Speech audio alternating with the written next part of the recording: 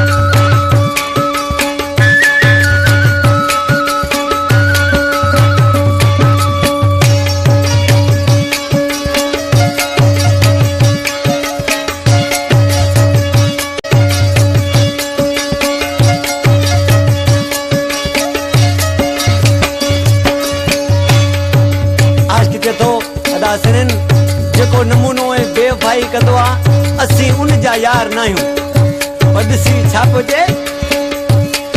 ओ दिल में भागी